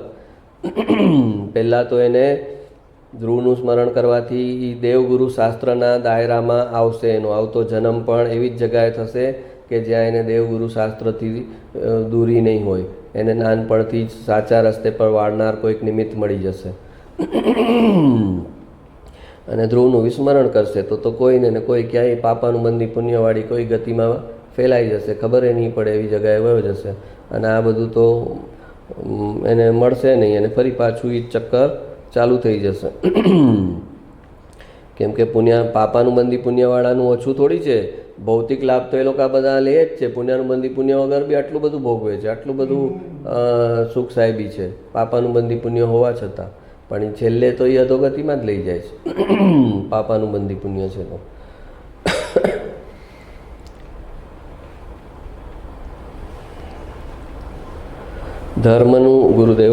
ધર્મનું શ્રવણ મળ્યા પછી પણ તેનું ગ્રહણ ન થાય, વાત સમજવામાં ન આવે તો શું લાભ? ધર્મનું શ્રવણ મળ્યા પછી પણ તેનું જો ગ્રહણ ન થાય, વાત સમજવામાં ન આવે તો શું લાભ? એનો મતલબ શું થયો કે શ્રવણ મળી જાય પછી એ ગ્રહણ થાય એવી કોઈ ગેરંટી નથી. શ્રવણ મળ્યું એ પુણ્ય છે અને ગ્રહણ થયું એ પાત્રતા છે. ધર્મનું શ્રવણ મળ્યા પછી પણ તેનું ગ્રહણ ન થાય, વાત સમજવામાં ન આવે તો શું લાભ? તો એને લાભ શું? એનું પુણ્ય ખર્ચાઈ ગયું, ઉલટાનું એનું પુણ્ય ખર્ચાઈ ગયું. અને અત્યારે બી એને કંઈ નવું ગુણનો વિકાસ ન કર્યો, નિર્જરાનો રસ્તો ન સમજો તો પછી જો તોય સારા ભાવમાં રહ્યો હોય તો પાછું નવું પુણ્ય બને. જ્ઞાનીથી વિરોધમાં ન ગયો હોય તો એટલીસ્ટ પુણ્ય બને, પણ એ પાછું પુણ્ય પર જ અટકી ગયું. અને એનાથી ઉલટું કરે તો એને પુણ્યથી જાય ને ઓલા ગુણ ને સંવર નિર્જરાથી જાય, બધાથી જાય. એનું આગલું પુણ્ય ડેબિટ થઈ જાય. ધર્મનું શ્રવણ મળ્યા પછી પણ તેનું ગ્રહણ ન થાય, વાત સમજવામાં ન આપણે એટલે કીધું ને એટલો પુણ્યહીન થઈશ નહીં કે તત્વની વાત સાંભળવા ન મળે. એટલે સાંભળવા મળ્યું એ તો શ્રવણ થયું. પછી એટલો ક્ષયોપસમહીન થઈશ નહીં કે તત્વની વાત સમજાય નહીં. તો એ ક્ષયોપસમહીન એટલે ત્યાં આગળ ક્ષયોપસમ લબ્ધિની વાત કરી છે. એટલો ક્ષયોપસમહીન થઈશ નહીં કે તત્વની વાત સમજાય નહીં. તો તત્વની વાત સમજાય જેનાથી એ જે ક્ષયોપસમ છે એ જ ક્ષયોપસમ લબ્ધિ છે. ત્યાં આગળ લખ્યું છે ભલે ક્ષયોપસમ કે એટલો ક્ષયોપસમહીન થઈશ નહીં કે તત્વની વાત સમજાય નહીં. તો એ છે ક્ષયોપસમ જ, પણ કારણ કે એ તત્વ વિચારમાં નિમિત્ત બને છે એટલે એને ક્ષયોપસમ લબ્ધિ કહેવામાં આવે છે. આત્મા અનંત ગુણનો પિંડ છે, તે પરનું કાંઈ કરી શકતો નથી. રાગ આદિ થાય તે ધર્મ નથી, તે આત્માનું સ્વરૂપ નથી. આવી વાત સાંભળવા મળે પણ પકડાય નહીં. માટે કહ્યું કે ધર્મ શ્રવણ મળ્યા પછી તેનું ગ્રહણ થવું કે ગુરુ આમ કહેવા માગે છે તે ગ્રહણ થવું પણ દુર્લભ છે. અમને તો ગુરુદેવ મળી ગયા, અમને તો સાચો રસ્તો મળી ગયો, અમને તો બેન મળી ગયા. અરે મળી ગયા, પણ તેનો ફાયદો ખરેખર કેટલો લીધો છે? અંદર બહારથી બીજાને દેખાડે છે કે અમને ગુરુદેવ મળી ગયા, પણ ગુરુદેવ મળી ગયાનો ફાયદોમાં પછી જેમ કહે ને કે ઓલા ભાઈ કહેતા ને કે ભાઈ અમે ડોળી ઉચકી ગુરુદેવ, અને થાળીમાં એને પગ ધોયા હતા ગુરુદેવનાથી થાળી બતાવે બધાને કે જો આ થાળીમાં ગુરુદેવના પગ મેં ધોયા છે, પણ ફાયદો શું કર્યો એનો? તો એ એવા ભાવમાં રહે છે તો એ એટલું એ પુણ્ય બનાવે પાછા. પણ છેલ્લે તો તારે છૂટવું તો પડશે ને પુણ્યથી. તો પુણ્ય તને દેવગુરુ શાસ્ત્ર આપે છે, તો દેવગુરુ શાસ્ત્ર પાસે પણ હવે તું પુણ્ય જ બનાવે ખાલી, તો ફાયદો શું? તો પુણ્યથી તો ભવ છે, પુણ્યથી તો કંઈ મોક્ષ નથી. તો દેવગુરુ શાસ્ત્રની હાજરીમાં પણ તે ખાલી પુણ્ય જનરેટ કર્યું તો ફરી પાછું તે મોક્ષનો રસ્તો તો સાઈડમાં જ થઈ ગયો, સવરની જરા તો થઈ જ નહીં. તો કહે છે કે આત્મા અનંત ગુણોનો પિંડ છે, તે પરનું કાંઈ કરી શકતો નથી. રાગ આદિ થાય તે ધર્મ નથી, શુભ કે અશુભ રાગ થાય તે ધર્મ નથી. પ્રશસ્ત રાગ છે એ ધર્મ નથી, ત્યાં અપ્રશસ્ત રાગ તો ધર્મ ક્યાંથી હોય? પ્રશસ્ત રાગ છે એ જ્ઞાની એમ નથી કહેતા ને કે એનાથી સંવર નિર્જરા છે. સંવર નિર્જરા તો પ્રશસ્ત રાગથી પણ નથી, પણ એ ઓલું કહે ને કે એ ઓલું ફૂટબોર્ડ છે. આપણે ઓલા સ્વિમિંગ પુલમાં ઉપર ચડો તમે તો ઓલું જમ્પ મારવાનું ફૂટબોર્ડ હોય ને, ત્યાં ઉપર ચડીને પછી તમે એમાંથી જમ્પ મારી શકો. એમ એ જે પ્રશસ્ત રાગ છે એ ફૂટબોર્ડ છે. ત્યાં તમે આવી જાઓ પછી સીધો સામે તમારો સ્વભાવ છે, સ્વભાવમાં હવે જમ્પ મારો અહીંથી, ત્યાંથી જમ્પ મારો ઇઝી છે. ગુરુ આમ કહેવા માગે છે તે ગ્રહણ થવું પણ દુર્લભ છે. તો એ ગ્રહણ થાય તો પછી એને નવું પુણ્ય પણ જનરેટ થાય અને એને એના આત્માના ગુણો પણ ખીલે અને એને સમજાય નહીં પણ શ્રદ્ધાથી બેસી રહે તો ફરી પાછું પુણ્ય બને.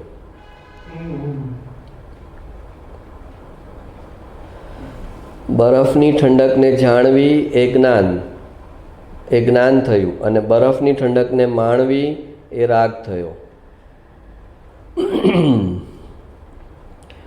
રાગ અને જ્ઞાનનો ડિફરન્સ. બરફની ઠંડકને જાણવી એ જ્ઞાન થયું, અને બરફની ઠંડકને માણવી, જે કીધું ને જ્ઞેયના તમે બે ભાગ કર્યા કે આ અનુકૂળ અને આ પ્રતિકૂળ, એટલે એ મિથ્યાત્વ. ત્યાં મિથ્યાત્વ શરૂ થઈ ગયું કે જે જાણવાનો વિષય હતો ખાલી, જે જ્ઞેય જ હતું, એને તમે આ સારું ના ખરાબ એમ બે ભાગમાં વિભાજન કર્યું. જ્ઞેયને બે ભાગમાં વિભાજન કરવું, અનુકૂળ અને પ્રતિકૂળ, સારું અને ખરાબ, એનું નામ મિથ્યાત્વ.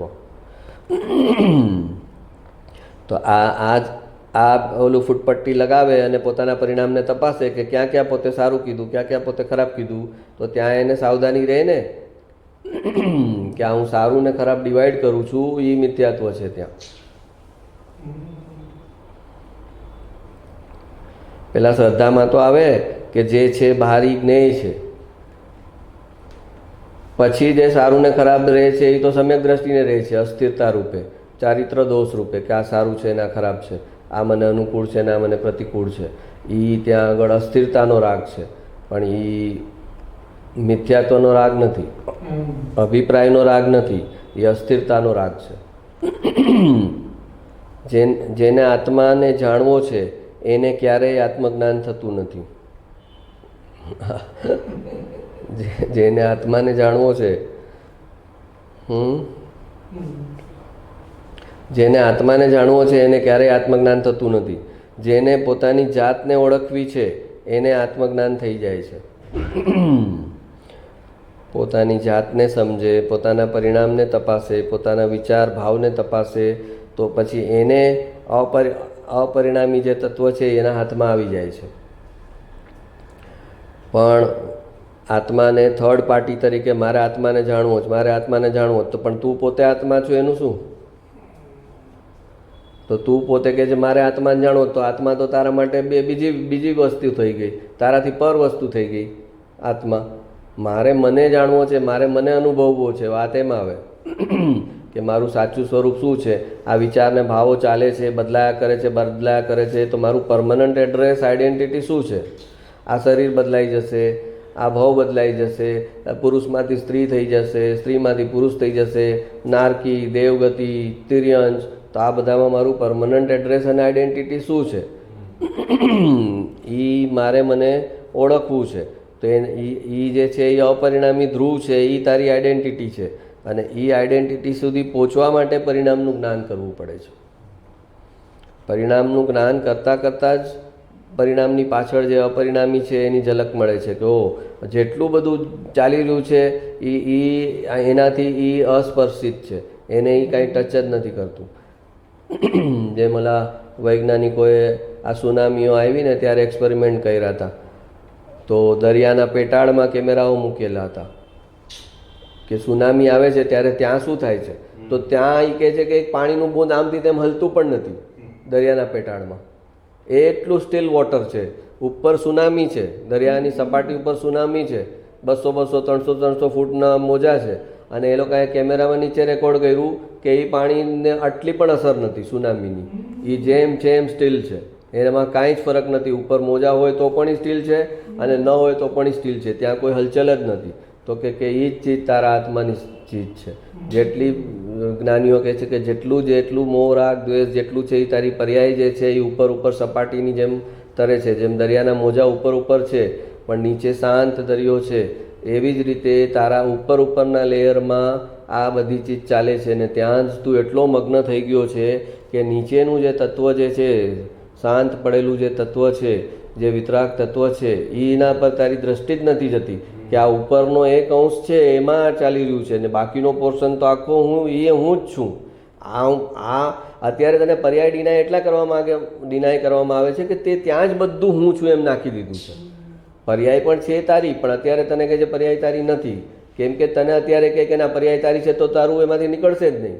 તો તને કહે છે કે આ 99% દ્રવ્ય છે જે શાંત અને સ્થિર છે, એને તું જોતો નથી, ને ઉપર 1%નું ડિસ્ટર્બન્સ છે એમાં તારું હું પણ આવે છે કે આ મને થયું, આ રાગદ્વેષ મને થયા, આ ક્રોધ મને આવ્યો, આ સુખ દુઃખ મને થયા. તો કે એ બાકીનું આખું જ તે ઇગ્નોર કરી નાખ્યું, એટલે એ મિથ્યાત્વ છે. તો એ પર્યાયને ગૌણ કરે, પર્યાયને સમજે કે આ ચાલી રહ્યું છે, જરૂર છે, આ તોફાન છે, પણ આ ઉપર છે અને નીચે જે વસ્તુ છે એ એકદમ શાંત અને સ્થિર છે. અને જેવી એના પર દ્રષ્ટિ પડે છે અને એમાં હું પણ જેવું થાય છે, એટલે અહીંયાની આ સપાટી પરની જે રાગદ્વેષની સુનામી ચાલે છે, જે મોહ રાગદ્વેષની સુનામી ચાલે છે, એ પણ ધીમે ધીમે સબસાઇડ થતી જાય છે. તો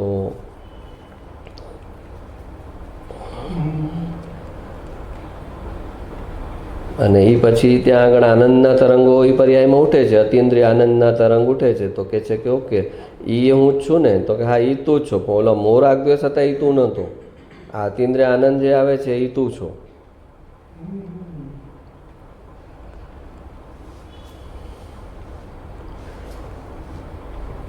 એવું છે કે ઓલી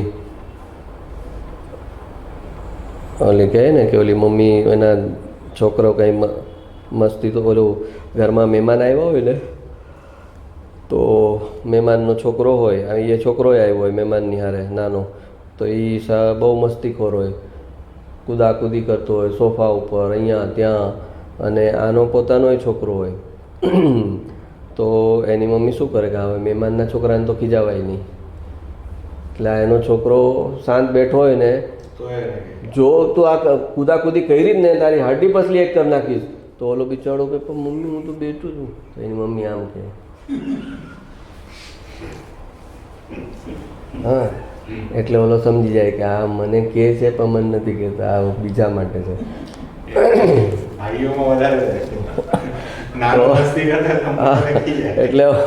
એટલે ઓલો સમજી જાય. એવી રીતે જે પર્યાયમાં છે એ એવી રીતે છે કે આ મને છે જ નહીં, પણ તું સમજી લેજે કે તને છે. પર્યાયમાં કોઈ તને ગાળ આપી, હા, તો તને થાય છે કે તને ગાળ આપી ને, તો બોલું કહે છે ભગવાન પણ જ્ઞાની કહે છે તને આપી જ નથી, તું તો ધ્રુવ દ્રવ્ય છો, ત્યાં આગળ રાખ તારું, આ તો ઉપર ઉપર એને કર્યું છે બધું, તને કાંઈ નથી એની યાર નિસ્બત. એમ ઓલી મમ્મી, તો હવે ઓલી મમ્મી ઓલાને ખીજાણી કે ન ખીજાણી બોલો? એને એના છોકરાને જ કીધું કે તું જો અહીંયાથી હૈલો છે ને તો તારી હડ્ડી પસલી તોડી નાખી. એમ એણે એના છોકરાને, ઓલા છોકરાએ જોયું કે અરે હા તો આંટી તો બહુ ગરમ લાગે છે, મને બી મારશે, આને કે તો મને બી મારશે, એટલે એ શાંત થઈ ગયો. હા, તો હવે એ જે મમ્મી છે એ ઓલા છોકરાને ખીજાણી છે કે નથી ખીજાણી?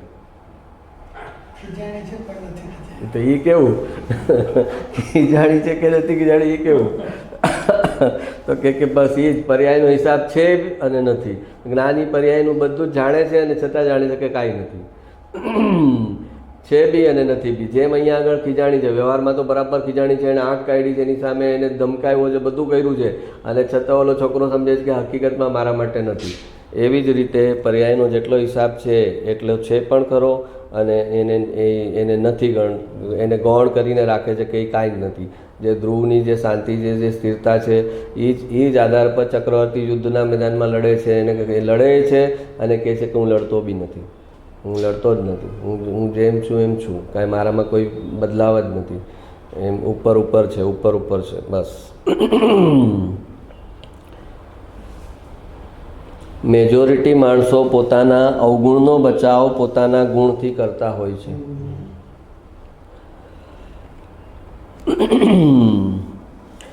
ઓલો ઝૂંપડપટ્ટીમાં ઓલી આપણા કામવાળીને આવતી હોય ને, તો એનો હસબન્ડ, ઘણી હોય એવી કામવાળી, એનો હસબન્ડ એને દારૂ પીને મારતો હોય, તે આજે આવે ને રડે કે મારા માજા નવરાની માલા મારલા, એમ કે એને રોતી હોય 2 કલાક, અને પછી 2 દિવસે આવે ને ઓલો એને સાડી અપાવે સારી, તો પછી ખુશ થઈને કે મારા નવરાની માલા સાડી દીલી, પાછી ખુશ થઈ જાય.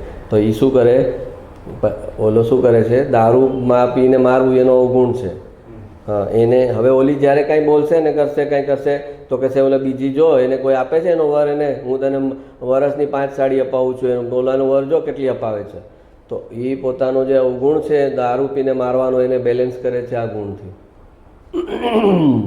જે આપણે ઘણીવાર ઓલા લીધેલું, ઓલો છોકરાના પર્સન્ટેજ વધારે હતા અને એના હેન્ડરાઇટિંગ ખરાબ હતા, તો એની મમ્મી એને કહે છે કે આ તારા આના જો હેન્ડરાઇટિંગ, તો એને પોતાને 90% હતા અને ઓલા સારા હેન્ડરાઇટિંગવાળાને 70% હતા. તો પછી ગયા પછી એને મમ્મીને કહે છે હવે એના હેન્ડરાઇટિંગ સારા છે મમ્મી, પણ એના પર્સન્ટેજ ખાલી 70 છે, મારા 90 છે.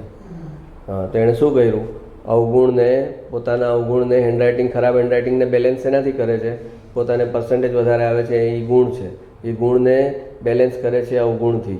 એટલે પહેલાં તો એ ગુણ જે છે ને એ એનો ઘટતો જશે.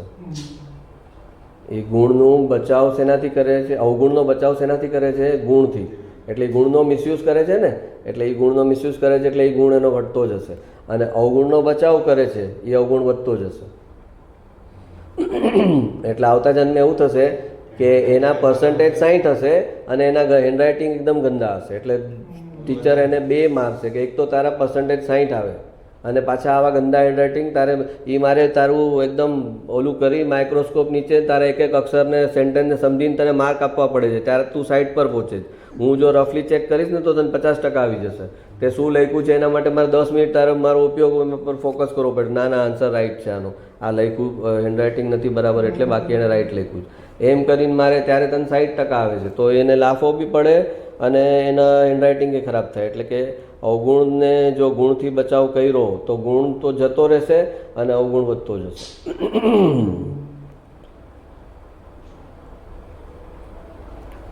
ડેન્ટિસ્ટ એમ કે તમને ચાર દાંતમાં રૂટ કેનાલ છે તો એને એમ કહેવાય કે બાકીના 28 તો સારા છે ને મારા.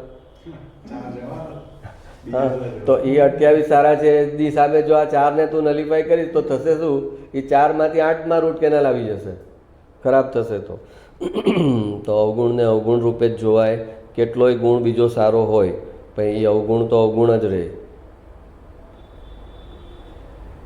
તો એ અવગુણથી એને છૂટવાનું થાય, નહીંતર એને ગુણથી છૂટવાનું થાય.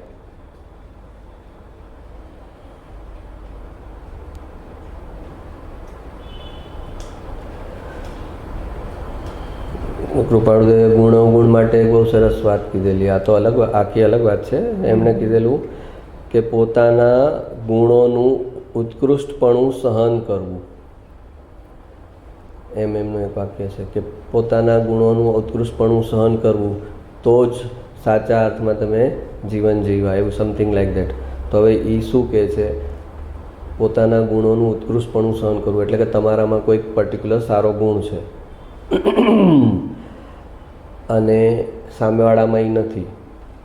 તમે સમજો ટાઈમથી એકદમ પંક્ચ્યુઅલ છો અને સામેવાળાને ટાઈમની પંક્ચ્યુઆલિટી નથી, તો પોતાના ગુણોનું ઉત્કૃષ્ટપણું સહન કરવું એટલે કે પોતે ટાઈમની પંક્ચ્યુઆલિટી તોડવી નહીં અને સામેવાળાનો જે ટાઈમની પંક્ચ્યુઆલિટી તોડે એમાં કોઈ પ્રકારનો ગુસ્સો ન કરવો, કોઈ પ્રકારનું રિએક્શન ન આપવું અને એને સહન કરવું, એને કહેવાય કે પોતાના ગુણોનું ઉત્કૃષ્ટપણું સહન કર્યું. આ તો પોતે એક જગ્યાએ શરીફ હોય તો પછી સામેવાળાને તો તરત કહેવાય ભાઈ તમે આમ કરો છો, અરે તો કે તો તે ગુણ તારો ખતમ કરી નાખ્યું, ગુણથી જે પુણ્ય ઉપાર્જન થવાનું હતું એ ખતમ થઈ ગયું. તો પોતે તો તોડે જ નહીં ગુણને, પણ સામેવાળો એ લેવલ પર નથી તો એને બરદાસ્ત કરે, એને સહન કરે, એને કહેવાય કે પોતાના ગુણને સહન કર્યા. પોતાના ગુણનું કોઈ પ્રતિક્રિયા, રિએક્શન સામેવાળાને ભાર બોજો થાય એવી રીતે એના પર ન નાખ્યું કે આ હું આમ છું ને તું આમ છે. સાચો મુમુક્ષુ બહારનું બધું પુણ્ય પર છોડે છે અને અંદરનું કરવા પુરુષાર્થ કરે છે.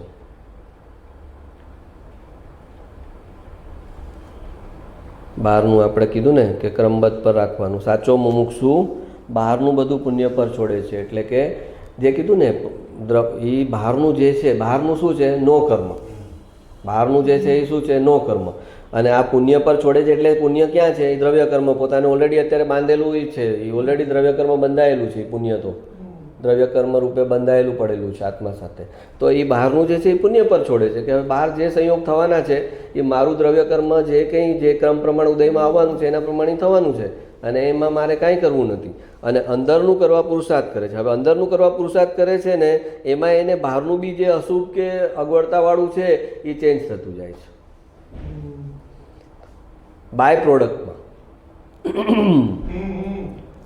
બાય પ્રોડક્ટમાં એને અંદરનું જ્યારે અંદરનું કરવાનો પુરુષાર્થ કરે છે તો એ અંદરમાં આ તત્વનો પુરુષાર્થ કરે છે. એમાં એના કર્મોમાં જે સંક્રમણ ને ઉત્કર્ષણ ને અપકર્ષણ થાય છે તો એ ઓલા અશુભ કર્મોના સ્થિતિના અનુભાગ ઘટી જાય છે, અશુભ કર્મ ટોટલી શુભમાં કન્વર્ટ થઈ જાય છે.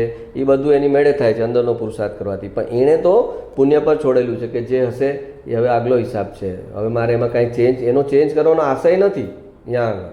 એ ચેન્જ થઈ જાય છે બાય પ્રોડક્ટમાં. તો એમાં બે ફાયદો થયો ને. ઓલો જે ચેન્જ કરવા માગે છે, ચેન્જ કરવું, એને તો ચેન્જ તો એનાથી થવાનું નથી, એના રાગ કે વિકલ્પથી કાંઈ ચેન્જ થવાનું નથી, બરાબર. અને એ જે ચેન્જ કરું કરે છે એનું નવું મિથ્યાત્વ દર્શનમાં નવો બને છે ને, નવું મિથ્યાત્વ જનરેટ થાય છે.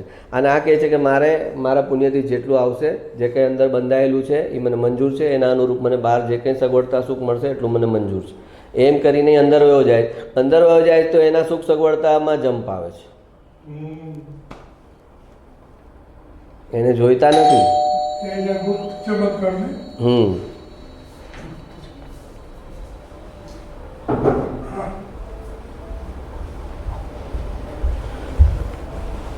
રાગ આત્માની પર્યાયમાં આત્મા પોતે જ કરે છે. આ જ્ઞાન પ્રધાન કથન છે. આત્મામાં એવો કોઈ ગુણ જ નથી જેના કારણે રાગ ઉત્પન્ન થાય. આત્મા ફક્ત જ્ઞાન કરે છે. આ દ્રષ્ટિ પ્રધાન કથન છે. શાસ્ત્રમાં બે પ્રકારના કથન આવે, એક જ્ઞાન પ્રધાન કથન હોય અને એક દ્રષ્ટિ પ્રધાન કથન હોય. તો જ્ઞાન પ્રધાન કથનમાં એમ કહે કે રાગ આત્માની પર્યાયમાં આત્મા પોતે જ કરે છે. એટલે જ્ઞાન પ્રધાન કથનમાં રાગનું કરતાપણું જીવ ઉપર જ આવે કે જીવ પોતાના પુરુષાર્થની નબળાઈથી રાગ કરે છે, એમ જ્ઞાન પ્રધાન કથનમાં એમ આવે. અને જ્યારે દ્રષ્ટિ પ્રધાન કથન હોય, કેમ કે દ્રષ્ટિ પ્રધાન કથન છે એ જે અધ્યાત્મનો આત્મા, બે પ્રકારના આત્મા છે. એક અધ્યાત્મનો આત્મા છે એ પર્યાય વગરનો છે, એ ધ્રુવ દ્રવ્ય છે. અને આગમનો આત્મા છે એ પર્યાય સહિતનો આત્મા છે. તો જ્ઞાન પ્રધાન કથન છે એ આગમનો આત્મા બતાવે કે તું તારી પર્યાયમાં જે રાગદ્વેષ છે એ તું જ કરે છે, એના જે કર્મ બને છે તને લાગે છે એ તારે જ ભોગવવાના છે આગળ ઉપર. એ જ્ઞાન પ્રધાન કથન જે છે એ આગમના આત્માને કન્સિડર કરીને કરે. અને જે દ્રષ્ટિ પ્રધાન કથન છે એ અધ્યાત્મનો આત્મા એટલે કે ધ્રુવ દ્રવ્ય, એ ધ્રુવ દ્રવ્યને જ એ કન્સિડર કરે છે અને કહે છે કે એ ધ્રુવ દ્રવ્યમાં એવો કોઈ ગુણ જ નથી કે જેના કારણે રાગ ઉત્પન્ન થાય. એટલે કે રાગનો અકર્તા છે આત્મા, જે છે એ રાગનો અકર્તા છે એમ દ્રષ્ટિ પ્રધાન કથન કહે. અને ત્યારે એ આત્મા કયો કન્સિડર કરે છે? આત્મા જે કન્સિડર કરે છે એ ધ્રુવ દ્રવ્ય છે એને કન્સિડર કરીને કહે છે કે આત્મા જે છે એમાં કોઈ એવો ગુણ જ નથી કે જેને કારણે રાગ ઉત્પન્ન થાય. અને આગમનો આત્મા છે એ પર્યાય સહિતનું દ્રવ્ય છે. તો ત્યારે એ કહે છે કે તારી પર્યાયમાં જે કંઈ દોષ થાય છે એની જવાબદારી તારી છે. અને દ્રષ્ટિ પ્રધાન કથન જે કહે છે કે તારું દ્રવ્ય નિર્દોષ છે, એમાં કોઈ પણ પ્રકારનો દોષ નથી, પરિપૂર્ણ છે, સિદ્ધ ભગવાન જેવા છે એવું જ તારું દ્રવ્ય છે. એ દ્રષ્ટિ પ્રધાન કથન છે અને ઓલું જ્ઞાન પ્રધાન કથન છે.